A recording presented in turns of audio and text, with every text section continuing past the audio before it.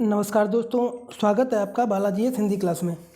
तो प्यारे दोस्तों, इस क्लास में हम यूपी पुलिस के लिए जो क्लास चलाई जा रही है परीक्षा बूस्टर के नाम से, इसमें जीके जीएस के क्वेश्चनों को हम देखेंगे, जो कि प्रीवियस ईयर के क्वेश्चन सारे होंगे। जो पिछले ईयर में यूपी पुलिस का एग्ज़ाम जो हो चुका है उसमें जो क्वेश्चन आए हुए हैं वही सारे क्वेश्चन आपको मिलेंगे। दोस्तों, एग्ज़ाम बहुत ही नज़दीक है क्योंकि 23 तारीख से अगले मंथ में आपका एग्ज़ाम लगा हुआ है। तो ज़्यादा से ज़्यादा प्रैक्टिस से हल करिए और जो प्रीवियस क्वेश्चन आए हुए हैं प्रीवियस ईयर्स में उनको आप देखिए, क्योंकि अक्सर प्रत्येक अगले एग्जाम में जो है प्रीवियस ईयर क्वेश्चनों से है, उसके ऑप्शनों से क्वेश्चन बन जाता है प्यारे दोस्तों। तो चलिए प्रारंभ करते हैं क्वेश्चनों को। पहला क्वेश्चन है, निम्नलिखित में से कौन सा उत्तर प्रदेश का सबसे पुराना विश्वविद्यालय है? तो बताइए सबसे पुराना विश्वविद्यालय कौन सा है प्यारे दोस्तों? तो आप कहेंगे सबसे पुराना विश्वविद्यालय हमारा है इलाहाबाद विश्वविद्यालय है, सबसे पुराना विश्वविद्यालय है। अगर और देखा जाए तो इसको हम पूर्व में ऑक्सफोर्ड के नाम से भी जानते हैं। इसी विश्वविद्यालय को पूर्व में ऑक्सफोर्ड के नाम से जानते हैं। और इसकी स्थापना कब हुई थी दोस्तों? तो 23 सितंबर में दोस्तों हुई थी। 23 सितंबर में दोस्तों, प्यारे दोस्तों 1887 में हुई थी। 1887 में हुई थी। 23 सितंबर 1887 में इस विद्यालय की स्थापना हुई थी।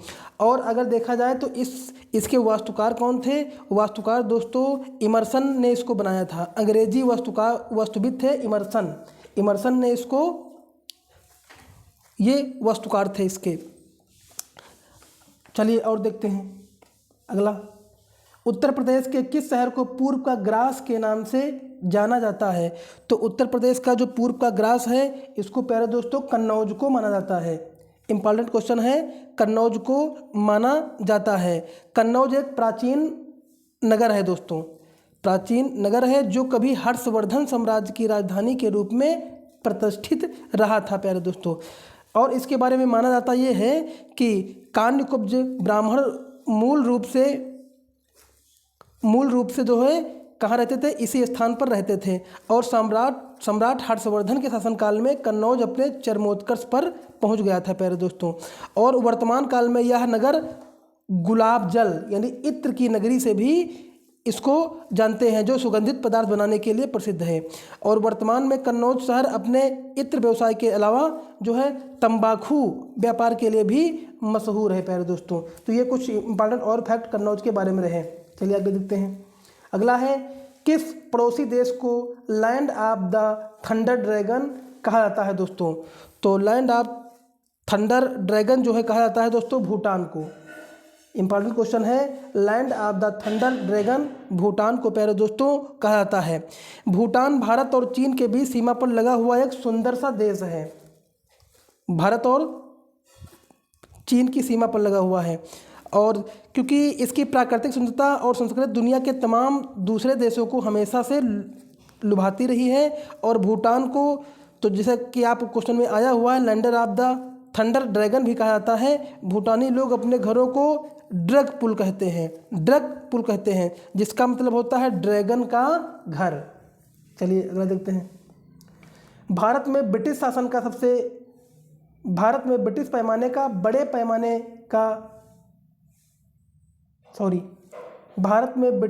का बड़े पैमाने पर विस्तार सहायक संधियों के माध्यम से हुआ, जो गवर्नर जनरल किसके शासनकाल में शुरू की गई थी दोस्तों? तो आपका ऑप्शन नंबर दोस्तों सही हो जाएगा। ऑप्शन नंबर आपका सही होगा प्यारे दोस्तों, लॉर्ड वेलेस्ली के शासनकाल में शुरू हुई थी ये संधियाँ। तो आपका ऑप्शन नंबर सी प्यारे दोस्तों सही हो जाएगा। जो कि लॉर्ड वेलेस्ली 1798 से 1805 ईस्वी तक भारत के गवर्नर जनरल रहे। कब रहे दोस्तों? 1798 से ईस्वी से दोस्तों 1805 ईस्वी तक भारत के गवर्नर जनरल रहे। और 1798 ईस्वी में सर जॉन शोर के हस्तक्षेप के युग के बाद लॉर्ड वेलेस्ली भारत के गवर्नर जनरल बने, जो अपनी सहायक संधि प्रणाली के कारण प्रसिद्ध हैं। इन्होंने भारत में अंग्रेज साम्राज्य के विस्तार को अपने लक्ष्य बनाया। हालांकि सहायक संधि का प्रयोग भारत के वेलेस्ली से पूर्व डुप्ले द्वारा किया गया था। और लॉर्ड वेलेस्ली के समय में ही चतुर्थ आंग्ल मैसूर युद्ध लड़ा गया, जिसे टीपू सुल्तान की मृत्यु हुई थी प्यारे दोस्तों। चलिए अगला देखते हैं। अगला है, गुरु गोबिंद सिंह की मृत्यु के बाद गुरु की संस्था समाप्त हो गई और सिखों का नेतृत्व उसके विश्वसनीय शिष्य को सौंप दिया गया। किसको सौंपा गया था प्यारे दोस्तों? तो ये सौंपा गया था बंदा बहादुर को दोस्तों। गुरु गोविंद सिंह की मृत्यु के बाद जो नेतृत्व है वो बंदा बहादुर को सौंप दिया गया था। चलिए आगे देखते हैं। जबकि बंदा बहादुर एक बैरागी सिख सेना नायक थे, उन्हें बंदा बहादुर, लक्ष्मण दास और माधो दास भी कहते थे। इसके अलावा गुरु गोविंद सिंह की मृत्यु के बाद गुरु की परंपरा समाप्त हो गई और आदि ग्रंथ को गुरु पद पर प्रतिष्ठित किया गया। ये कुछ इंपॉर्टेंट फैक्टर है। चलिए, पाकिस्तान नाम सबसे पहले किसने दिया था? तो पाकिस्तान का नाम सबसे पहले जो है चौधरी रहमत अली ने दिया था। रहमत अली ने 1933 में पाकिस्तान नेशनल मूवमेंट की शुरुआत की और आगे चलकर 1 अगस्त जो है 1933 में पाकिस्तानी साप्ताहिक मैगजीन भी शुरू की थी। चौधरी रहमत अली ने पाकिस्तान को परिभाषित किया था, पाकिस्तान का नक्शा भी छपवाया था।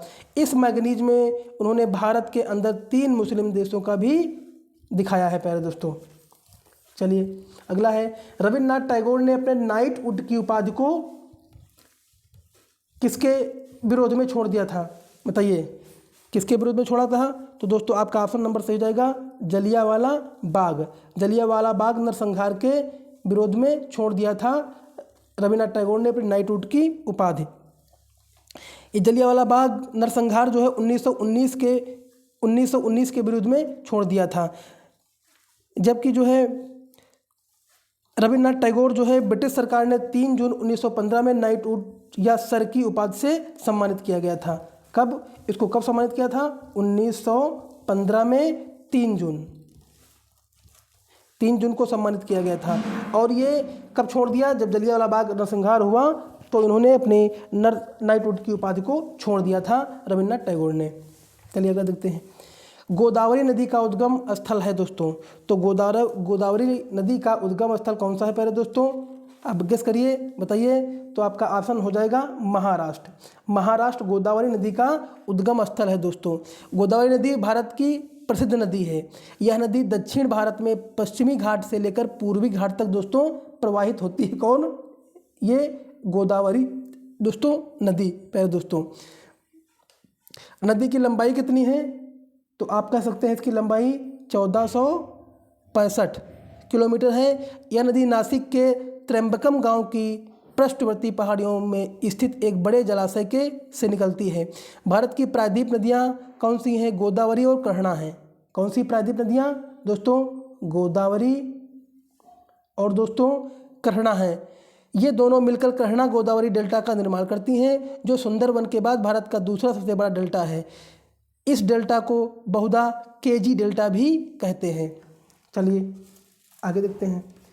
भारत की सबसे बड़ी मीठे पानी की झील कौन सी है दोस्तों? तो भारत की सबसे बड़ी मीठे पानी की झील कौन सी है? ये दोस्तों है आपका वूलर झील भारत की सबसे बड़ी मीठे पानी की झील है। ये कहाँ है? ये दोस्तों चिल्का झील जो है कहाँ पड़ती है? चिल्का झील जो है उड़ीसा खारे पानी की सबसे बड़ी झील है। चिल्का झील उड़ीसा जो है खारे पानी की सबसे बड़ी झील है। और मीठे पानी की झील कौन सी है आपकी? जो है वूलर झील है। और खारे पानी की झील चिल्का झील प्यारे दोस्तों है, जो मणिपुर की लोकटक झील में केबुल लामजाओ नामक तैरता हुआ पार्क स्थित है। ये कहाँ स्थित है? मणिपुर में जो है मणिपुर की लोकटक झील में केबुल लामजाओ नामक तैरता हुआ पार्क है। चलिए आगे देखते हैं दोस्तों। अगला है, भारतीय संविधान में कानून बनाने की निर्धारित प्रक्रिया काफ़ी हद तक किस देश से संविधान से प्रभावित है दोस्तों? तो आपका ऑप्शन नंबर सही हो जाएगा, जापान से प्रभावित है।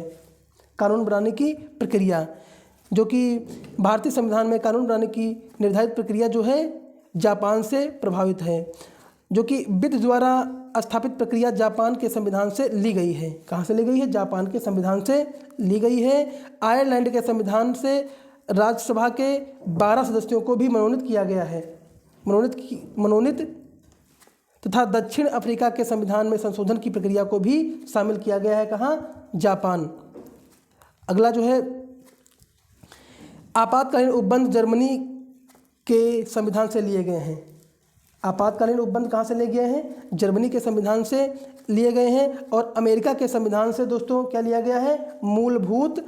मूलभूत अधिकार और न्यायपालिका की स्वतंत्रता और न्यायिक पुनरीक्षण या पुनरावलोकन का भी सिद्धांत लिया गया है। और सर्वोच्च न्यायालय और उच्च न्यायालय के न्यायाधीशों को पद से हटाना, भिजाना और राष्ट्रपति का महाभियोग पर भी तथा उपराष्ट्रपति के पद को भी शामिल किया गया है। कहाँ ये सब कहाँ से लिया गया है? ये संयुक्त राज्य अमेरिका से लिया गया है प्यारे दोस्तों। चलिए प्यारे दोस्तों, आप लोग अगर साथ में लिख नहीं सकते, एग्ज़ाम बहुत नज़दीक है, तो आप सिर्फ कान में लीड लगाकर सुन लीजिए, क्योंकि ये प्रीवियस ईयर का क्वेश्चन है, ज़रूर ही आप इनको एक बार देखे होंगे। सिर्फ आपको ये हम रिवीजन के तौर पे करवा रहे हैं, क्योंकि एग्ज़ाम बहुत नज़दीक है। जितने भी इसके पहले भी मैंने कई पार्ट इसे करवा चुका हूँ, जितने भी क्वेश्चन आए हुए हैं प्रीवियस ईयर के सारे पेपरों को मैंने करवाया है, और ये भी आपके प्रीवियस ईयर ही क्वेश्चन हैं। आप लोग इसको देख लेंगे तो निश्चय ही आपको एग्ज़ाम में दूसरों से अलग ही होंगे। तो चलिए अगला देख लेते हैं। शिक्षा का अधिकार अधिनियम वर्ष में भारत की संसद द्वारा अधिनियम पारित किया गया। कब पारित किया गया दोस्तों? तो ये पारित किया गया था 2009 में। 2009 में पारित हुआ था, जो कि भारत की संसद द्वारा अधिनियम किया गया था। शिक्षा का अधिकार अधिनियम RTE 1 अप्रैल 2010 से प्रभावी है। 1 अप्रैल दोस्तों 2010 से दोस्तों ये प्रभावी है। और वर्ष 2002 में 86वें संविधान संशोधन द्वारा मूल अधिकारों को भारत में अनुच्छेद 21A जोड़ा गया, जिसके तहत 6 से 14 वर्ष के बच्चों को निःशुल्क शिक्षा का प्रावधान किया गया है प्यारे दोस्तों। चलिए आगे देखते हैं। महाराजा सवाई जय सिंह द्वितीय ने एक खगोलीय वेधशाला स्थापित की थी। कहाँ स्थापित की थी दोस्तों? खगोलीय वेधशाला कहाँ स्थापित की जवाई सिंह ने? तो आपका ऑप्शन नंबर दोस्तों हो जाएगा उज्जैन में स्थापित की थी। कहाँ स्थापित की थी? उज्जैन में स्थापित की थी दोस्तों। इन्होंने प्राचीन खगोलीय यंत्रों और जटिल गणितीय गणनाओं के माध्यम से ज्योतिषी और खगोलीय घटनाओं का विश्लेषण और सटीक भविष्यवाणी करने के लिए दुनिया भर में प्रसिद्ध अप्रीतम जंतर मंतर वेधशालाओं का भी निर्माण करवाया है दोस्तों। इसके अलावा महाराजा सवाई जय सिंह द्वितीय ने हिंदू खगोल शास्त्र के आधार पर देश भर में 5 वेधशालाओं का निर्माण किया है। ये वेधशालाएँ जो हैं कहाँ कहाँ हैं? आपका जयपुर में है, दिल्ली में है, उज्जैन में है, बनारस में है और मथुरा में भी है दोस्तों प्यारे दोस्तों।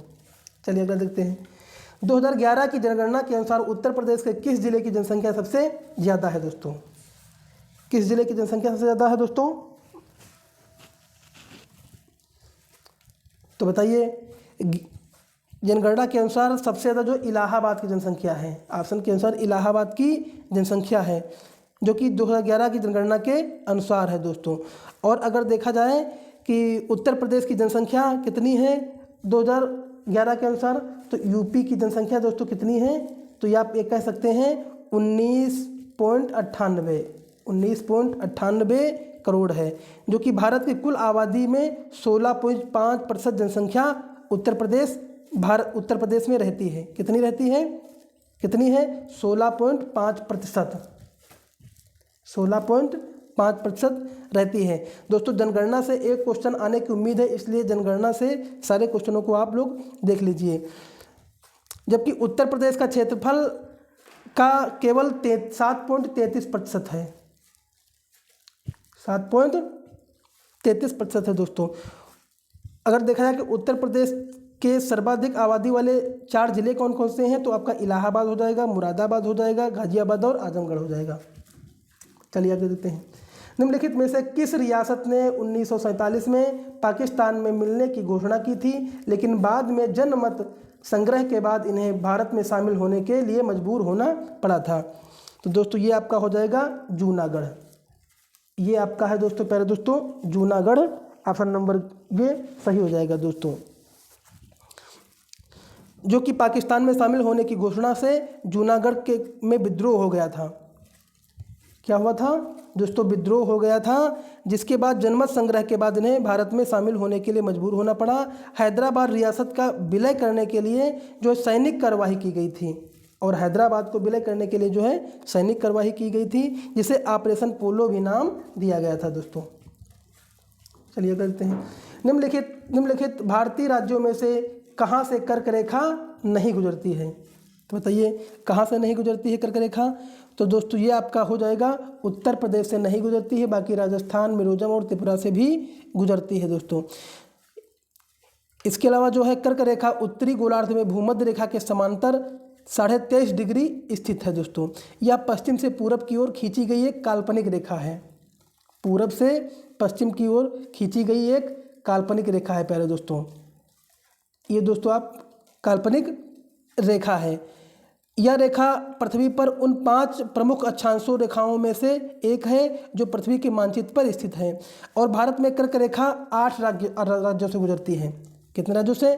8 राज्यों से गुजरती है, जो कि आपकी ट्रिक से जान सकते हैं, मित्र पर गमछा। इसलिए जैसे पहला कौन सा है आपका? गुजरात है, राजस्थान है, मध्य प्रदेश है, छत्तीसगढ़ है, झारखंड है, पश्चिम बंगाल है, त्रिपुरा है और मिजोरम।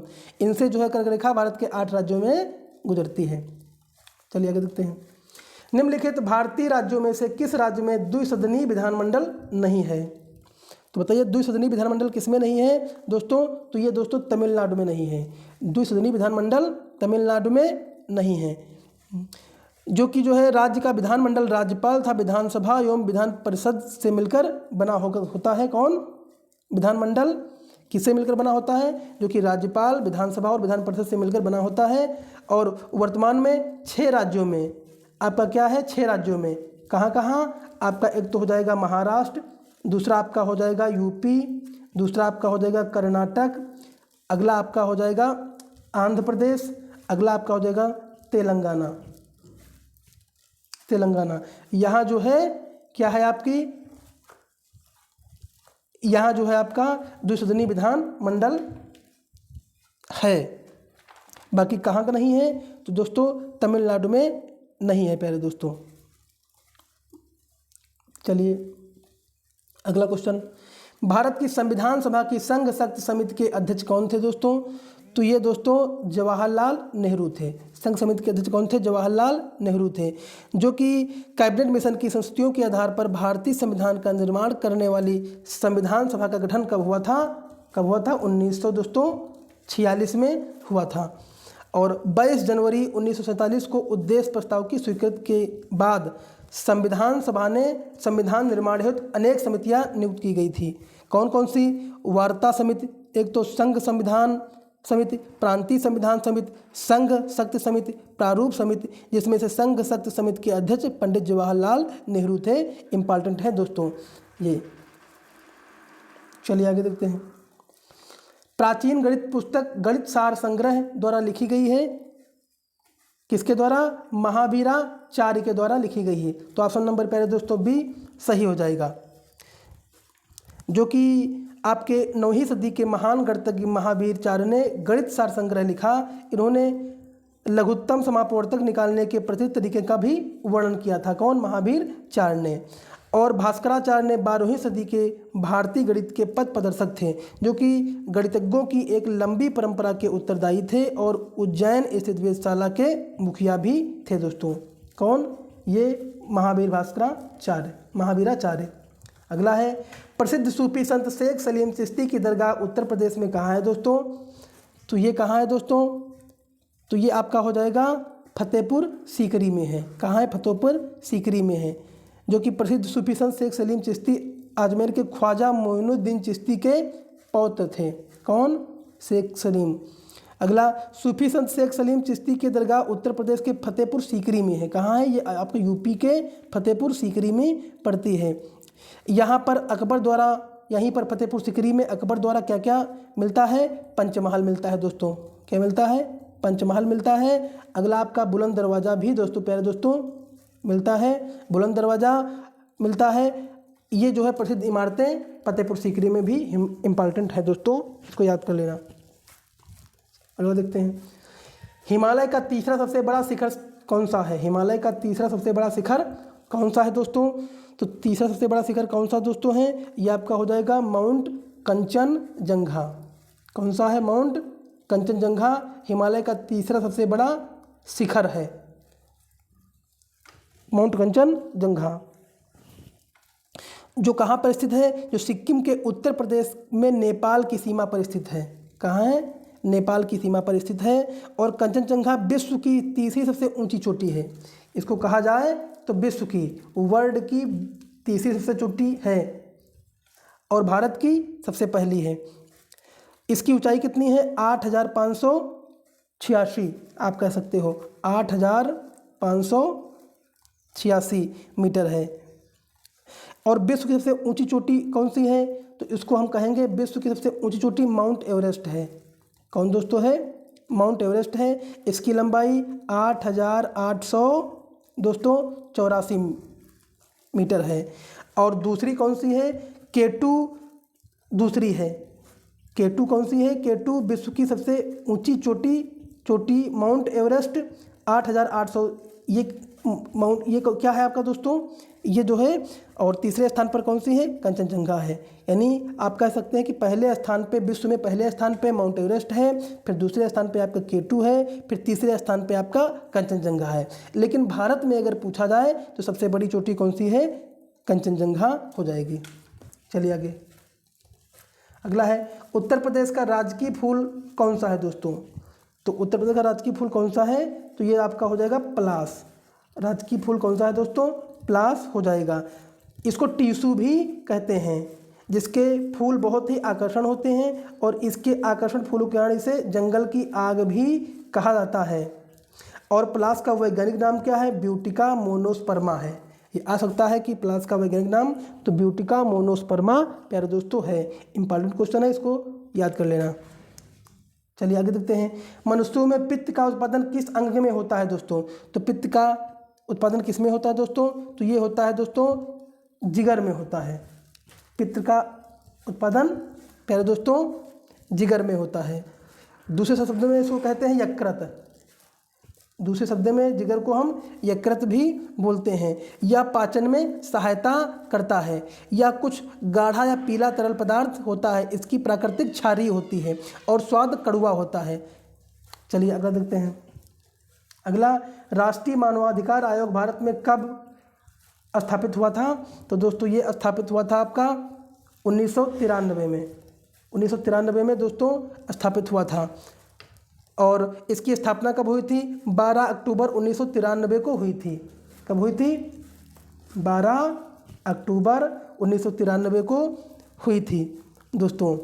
यह आयोग देश में मानवाधिकार का प्रहरी है। यह संविधान द्वारा प्रदत्त तथा अंतर्राष्ट्रीय संधियों द्वारा अनिश्चित व्यक्तिगत अधिकारों का संरक्षक भी है। कौन? राष्ट्रीय मानवाधिकार। चलिए देखते हैं। निम्नलिखित रोगों में से कौन सा रोग फफूंद या फंगस के कारण होता है? तो दोस्तों ये कौन सा रोग है? तो दोस्तों ये हो जाएगा आपका दाद। दाद आपका जो है फफूंद या फंगस के कारण प्यारे दोस्तों होता है। इसके अलावा अगर देखा जाए कवक के द्वारा मनुष्यों में होने वाले कुछ रोग और कौन कौन से हैं? जो कि आपका गंजापन हो जाएगा प्यारे दोस्तों। गंजापन भी होता है दोस्तों, गंजापन होता है आपका गंजापन भी होता है। अगला आपका दादखाज है, हाथी पाँव है, या एथलीट फूट इसको बोलते हैं। ये भी आपके जो है किसके कारण होते हैं? फफूंद या फंगस के कारण होते हैं प्यारे दोस्तों। चलिए आगे देखते हैं। भारत के संविधान के मूल दस्तावेज को किसके द्वारा हाथ से लिखा गया था दोस्तों? तो ऑप्शन नंबर क्या सही हो जाएगा दोस्तों? ये किसके द्वारा लिखा गया था? भारत के संविधान के मूल दस्तावेज को प्रेम बिहारी नारायण रायजादा द्वारा लिखा गया था। तो ऑप्शन नंबर दोस्तों सी सही हो जाएगा।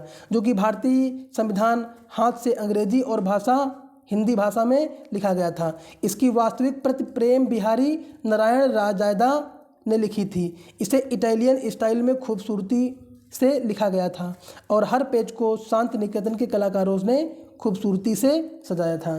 तो ऑप्शन नंबर दोस्तों सी सही हो जाएगा। अगला दोस्तों, भारत के संविधान के मूल दस्तावेज को द्वारा हाथ से लिखा गया था। ये तो वही आपका पूरा हो गया।